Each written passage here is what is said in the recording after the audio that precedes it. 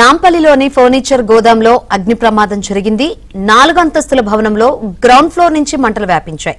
భవనంలో చిక్కుకున్న వారి కోసం ఫైర్ సిబ్బంది రెస్క్యూ కొనసాగుతోంది.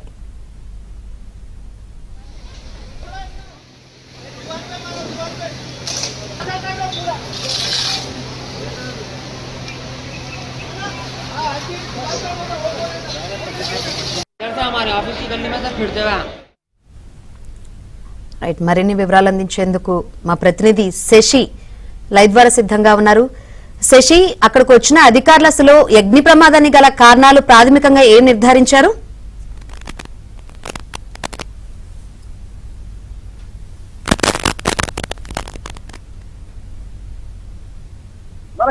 తెల్లగా కాలమైన అలాగే వ్యాపిస్తూ వరకు కూడా వ్యాపించాయి. మంటలు వ్యాపించిన తర్వాత పరిస్థితి పరిస్థితుల్లో ఆరోపిస్తున్నారు. అయితే ప్రాంత సైనికుల రంగంలో జరిగింది ఇది అత్యాధునిక వాహనం సుమారుగా 12 అంతస్తుల వీధులు అగ్ని ప్రమాదం సంబంధించినప్పటికీ కూడా వాటి ఆర్పేటటువంటి అవకాశం ఈ ప్రాంతీయ సైనిక్ ద్వారా ఉంది. ప్రధానంగా ఉత్తరం ఇస్తున్నట్టు ఈ ప్రాంతీయ సైనిక్ ద్వారా ఈ మొత్తం బిల్డింగ్ సైట్ ఇక్కడికి ప్రయాణించడానికి వెళ్ళాలి. ముందుగా ఈ బిల్డింగ్ సంబంధించినటువంటి అబ్బాయిలను ఆలోచన చేసే ప్రయత్నం చేశాం. ఎందుకంటే లోపల ఎంతమంది కూడా లోపల ఆప్యాల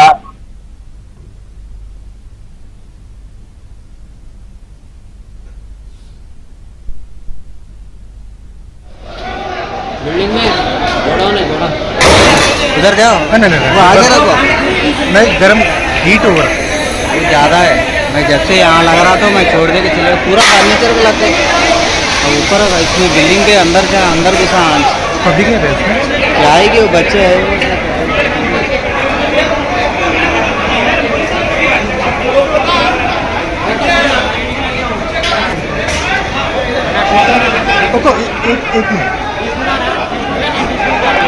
एक मिनट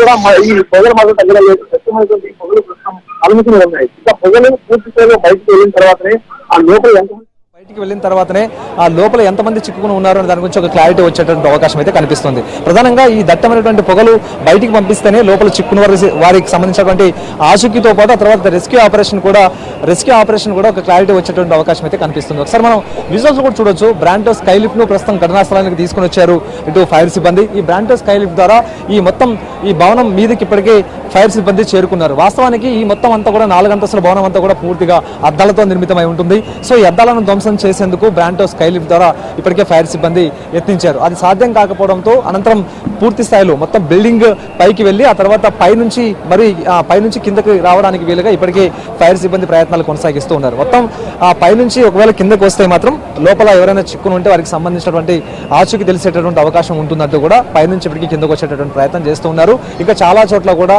ఈ అద్దాలను కూడా బ్రేక్ చేసినటువంటి సందర్భం. అద్దాలను బ్రేక్ చేస్తే లోపల ఉన్నటువంటి పొగంతా కూడా బయటకు వచ్చేందుకు మార్గం సుగమం అవుతున్నట్టు కూడా భావించినటువంటి ఫైర్ సిబ్బంది అందుకు అనుగుణంగానే మొత్తం ఈ గ్లాసెస్ ని బద్దలు కొట్టడంతో పాటు ఆ తర్వాత ఇటువైపు మనం ఒకసారి విజువల్స్ కూడా చూడొచ్చు.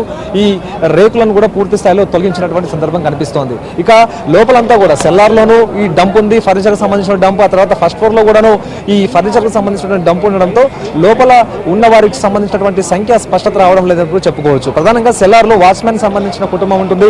వారి 2 పిల్లలు కూడాను అగ్ని ప్రమాదం సంభవించినప్పుడు సెల్లార్ లోనే ఉన్నారు. అయితే తల్లిదండ్రులు మాత్రం బయట ఉన్నారు. ఈ అగ్ని ప్రమాదం సంభవించినప్పుడు అప్పటికే మంటలు దట్టంగా వ్యాపించడంతో పాటు పొగలు కూడా దట్టంగా కమ్ముకోవడంతో వారు బయటికి రాలేటువంటి పరిస్థితుల్లో లోపలే చిక్కుకుని పోయి ఉన్నారు. ఇంకా మరొక వైపు ఫస్ట్ ఫ్లోర్ లో కూడా ఇదే తరహా పరిస్థితి నెలకొంది. ఫస్ట్ ఫ్లోర్ లో ఉన్న వారు కూడా బయటికి వచ్చేందుకు మార్గం లేకపోవడంతో వారు కూడా అక్కడే ఉండిపోయారు. సో వీరంతా కూడా ఇప్పుడు వీరి సిచ్యువేషన్ ఏంటి అన్నది ప్రశ్నార్థకంగా మారిందంటూ కూడా చెప్పుకోవచ్చు. సో వీరికి సంబంధించినటువంటి సిచ్యువేషన్ తెలియాలంటే మాత్రం ఖచ్చితంగా రెస్క్యూ ఆపరేషన్ పూర్తి కావాలి. మరోవైపు ఈ మొత్తం డంప్ అంతా ఏదైతే ఫర్నిచర్ డంప్ అంతా ఏదైతే ఉందో ఫర్నిచర్ డంప్ బయటికి తీయాల్సిన అవసరం అయితే ఉంటుంది. ఇదే కాకుండా పొగ తగ్గితే ఆ తర్వాత రెస్క్యూ సిబ్బంది కూడా లోపలికి వెళ్తారు.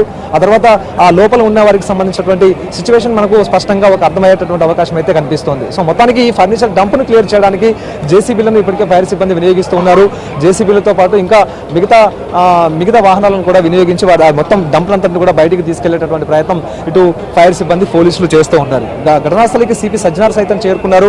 మొత్తం రెస్క్యూ ఆపరేషన్ దగ్గర నుండి ఆయన పర్యవేక్షిస్తూ ఉన్నారు. అసలు బిల్డింగ్ లో అగ్ని ప్రమాదం ఏ విధంగా సంభవించింది, అగ్ని ప్రమాదానికి గల కారణాలు ఏంటి, ఆ తర్వాత అగ్ని ప్రమాదం ప్రస్తుతం సంభవించినటువంటి నేపథ్యంలో లోపల ఉన్న వారిని బయటికి తీసుకొచ్చేటటువంటి రెస్క్యూ కావచ్చు, లేకపోతే మిగతా అన్ని అంశాల మీద ఇక్కడ ఉండేటటువంటి సిబ్బందిని అడిగి వివరాలు తెలుసుకుంటున్నటువంటి సందర్భం అయితే కనిపిస్తోంది. సో మొత్తానికి అత్యంత దురదృష్టకరం అంటూ కూడా చెప్పుకోవచ్చు. ప్రస్తుతం 6 మంది లోపల చిక్కుకుని ఉండడం, మరొకవైపు ఇక తమ పిల్లలు బయటికి రాలేకపోవడం, లోపలే చిక్కుని పోవడంతో వాస్మన్ కుటుంబ సభ్యులు గుండెలు అవిసేలా రోధిస్తూ ఉన్నారు. వీరంతా కూడా సిద్దిపేట ప్రాంతానికి సంబంధించిన వారు.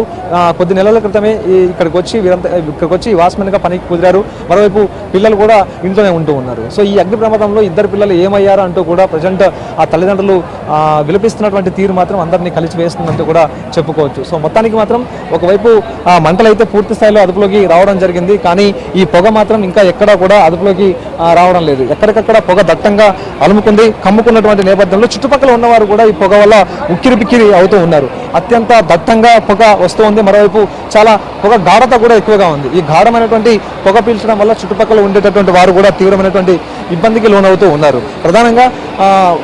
ప్రధానంగా ఇటు ఏదైతే మంటలు వ్యాపించినప్పుడు వెనువెంటనే ఫైర్ ఇంజన్లు ఘటనాస్థలికి చేరుకున్నప్పటికీ కూడాను ఈ మొత్తం ఇరుకుగా ఉండేటటువంటి ప్రాంతం కాబట్టి లోపలికి వెళ్ళడానికి కొంత ఇబ్బందికర పరిణామాలు అయితే తలెత్తాయి. ఒకసారి మనం విజువల్స్ లో కూడా చూడొచ్చు, చాలా తీవ్రంగా దట్టమైనటువంటి పొగ అలుముకుంది. మనకు ముందుగా ఎవరున్నారో కూడా తెలియనటువంటి పరిస్థితి. ఒకసారి మన విజువల్స్ లో కూడా చూడొచ్చు, మన ముందు ఎవరు వెళ్తున్నారు అనేటటువంటి విషయాలు కూడా తెలుసుకునేటటువంటి అవకాశం లేదు. అంత దట్టమైనటువంటి పొగ కమ్ముకుని ఉంది. సో ఈ పొగ మొత్తాన్ని అంతటిని కూడా బయటికి పంపిస్తే తప్ప అసలు లోపల ఉన్నవారు ఎవరు, లోపల ఎంతమంది ఉన్నారనేటువంటి అంశాల గురించి కూడా క్లారిటీ వచ్చే అవకాశం లేదు. కనీసం ముందు వెళ్తున్నటువంటి మనుషులు, తర్వాత మనం వెనకాల ఉన్నటువంటి మనుషులు కూడా కనిపించినటువంటి పరిస్థితి ఎక్కువగా ఇక్కడ నెలకొని ఉంది. ఇప్పటికిప్పుడే గ్లాసెస్ బ్రేక్ చేస్తూ ఉన్నారు. ఆ గ్లాసెస్ బ్రేక్ చేయడం వల్ల కొంత ఈ పొగ మొత్తం కొంత బయటకు వచ్చేటటువంటి అవకాశం ఉంది, కొంత బయటికి వెళ్ళిపోతుంది. మరొక వైపు ఇంకా లోపల ఉండేటటువంటి మెటీరియల్ అంతటిని కూడా బయటికి తీసివేసేటటువంటి ప్రయత్నం చేస్తున్నారు. ఒకవేళ మెటీరియల్ను బయటికి తీసివేస్తే మాత్రం కొంత లోపల ఉండేటటువంటి మెటీరియల్ క్లియర్ అయితే ఆ తర్వాత పొగ కూడా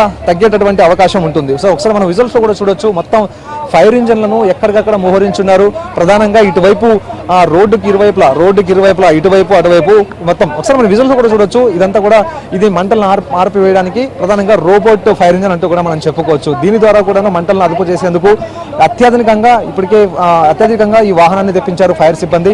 ఈ రోబో ఫైర్ ఇంజన్ ఏదైతే ఉంది ఇది లోపలికి వెళ్తుంది. మరోవైపు జనాలు వెళ్ళినటువంటి సిచ్యువేషన్ అంటే ఫైర్ సిబ్బంది లోపలికి వెళ్ళినటువంటి పరిస్థితుల్లో కూడా ఇది లోపలికి వెళ్తుంది. అనంతరం అక్కడ లోపల ఉన్న పరిసరాలను కూడా చిత్రీకరించడానికి వీలుగా కూడా లోపల అందుకు సంబంధించినటువంటి కెమెరాస్ కూడా అందుకు అనుకూలంగా ఉంటాయంటూ కూడా చెప్పుకోవచ్చు. ఒకసారి మనం విజువల్స్ లో కూడా చూడొచ్చు, లోపల ఉన్నటువంటి పొగను క్లియర్ చేయడానికి ఇప్పటికే ఫైర్ సిబ్బంది తీవ్రంగా శ్రమిస్తూ ఉన్నారు. ఒకవేళ ఆ పొగ మొత్తం క్లియర్ అయితే మాత్రం లోపల చిక్కుకుని ఉన్న వారికి సంబంధించినటువంటి సంఖ్య బయటికి క్లారిటీ వచ్చేటటువంటి అవకాశం అయితే కనిపిస్తుంది. ఇంతకుముందు మనం చెప్పుకున్నట్టు ఈ డంప్ ఏదైతే ఉందో ఈ డంప్ ఎక్కువగా ఉండడం వల్ల ఆ డంప్ను క్లియర్ చేసేటటువంటి ప్రయత్నం ఫైర్ సిబ్బంది చేస్తూ ఉన్నారు.